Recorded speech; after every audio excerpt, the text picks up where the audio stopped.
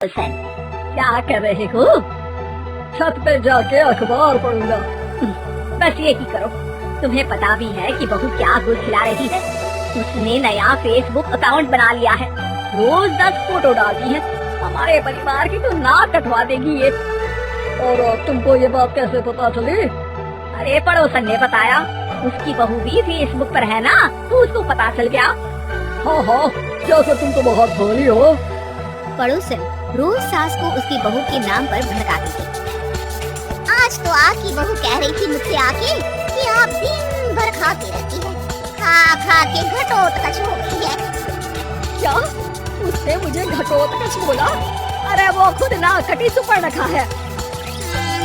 आप कह रही हो तो सही होगा, लेकिन आप उसको बताना मत कि मैं ये सारी खबरें आपको देती हूँ। शाम को जब बहू पड़ोसन के पास जाती है, आज तो तेरी सास तुझे सुपर्णा खा कह रही थी, भले ताड़का भी कह देगी। पता नहीं इतनी अच्छी बहू मिली है, फिर भी वो तुझे राक्षसी क्यों समझती है? आप कितनी अच्छी हैं। आप मेरी सास की हर बात मुझे बता देती हो, वरना मुझे पता ही नहीं चलता कि वो मेरी पीठ के पीछे इतनी बुरी बात करती है। चालाक पड़ोसन रोज ही दोनों सास बहू के सामने उन दोनों की ही बुराई करती और चुगली करके बातें बता देती, ताकि दोनों में हमेशा लड़ाई होती रहे। आपने तो बस छत पे बैठ के अखबार पढ़ना है और चाय के घूंट पीना है। बहू की वजह से मुझे तो जहर के घूंट पीने पड़ रहे हैं।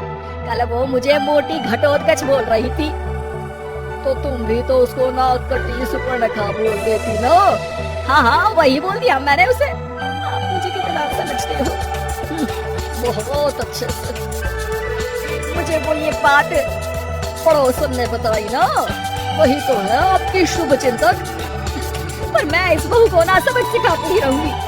जरूर सिखाना चाहिए। और आज तुम मेरे साथ शाम को छत पे बैठना, एक तरकीब बताऊंगा। बिल्कुल बिल्कुल, कितना ध्यान रखते हो जी आप मेरा। ना सब ध्यान रखता हूँ। शाम को जब सास और ससुर छत पर बैठे होते हैं कि यहाँ खड़ी हो जाओ, यहाँ से ना तुमको पता चल जाएगा कि बहू की अगली चाल क्या है। अच्छा, कैसे? सवाल मत पूछो, जैसा कह रहा हूँ वैसा करो। थोड़ी देर में ही छत पे बहू की आवाज आने लगती है। मेरी सास लायक ही नहीं है, मुझे पता होता तो सास बहू की भी कुंडली मिलवा लेती पहले ही। तेरी सास तो मुझे भी पसंद नहीं है, मेरे पास जब भी आती है तेरी बुराई करती रहती है। कभी सुपर्णखा कहती है, कभी हिडिंबा कह के कामचोर भी बोलती है, और कभी कभी तो जुगलखोर भी बोल देती है। काश आप जैसी होती मेरी सास। ऊपर छत पे पड़ोसन और बहू की आवाज सुन के सास के होश उड़ जाते हैं। समझी? जी समझी। सुबह तुम्हारे सामने ये बहू की बुराई करती है और शाम को बहू के सामने तुम्हारी। मतलब आप सिर्फ अखबार नहीं पढ़ते, सारी खबरें भी रखते हैं। अब तो इस पड़ोसन को भी सबक सिखाना पड़ेगा। शाम को सास बहू को जाके पड़ोसन की साजिश के बारे में बता देती है। मुझे माफ कर दो माँ जी। तुम भी अपनी माँ जी को माफ कर दो, उन्होंने भी तो तुमको बहुत कुछ कहा है। अरे बस बस, अब ये सोचो कि पड़ोसन को सीधे कैसे करना है। अगले दिन सुबह पड़ोसन सास का इंतजार कर रही होती है, लेकिन वो देखती है कि वहाँ सास और बहू एक साथ आ जाते हैं। अरे दोनों एक साथ। हाँ, सोचा कि बहू की पीठ पीछे बुराई करने से क्या फायदा, मुँह पे ही बोलती हूँ मैं। हाँ, मैंने भी सोचा आपको 2 बार मेहनत करनी पड़ती है, एक ही बार में काम खत्म कर लूंगी। हैं?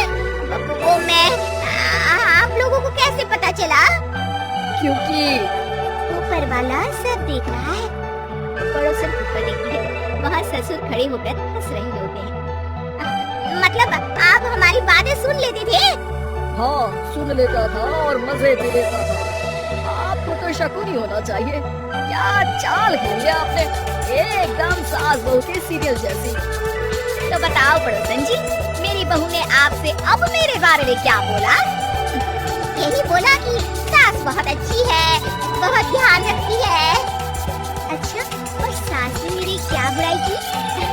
नहीं ना की बुराई, हमेशा तारीफ करती है।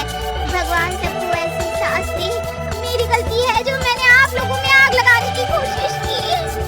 पर छत पे लगा हुआ सीसीटीवी यानी कि कि शर्मा जी सब देख रहे थे। हाँ जी, मुझे माफ कर दीजिए। माफ क्या, आपको तो अब हम साफ ही कर देंगे अपने वालों की लिस्ट से। आज से आपकी और हमारी बात बंद, लेकिन बुराई जारी रहेगी। अब आपकी हरकत के बारे में पूरे मोहल्ले को बताना तो पड़ेगा ना आंटी जी।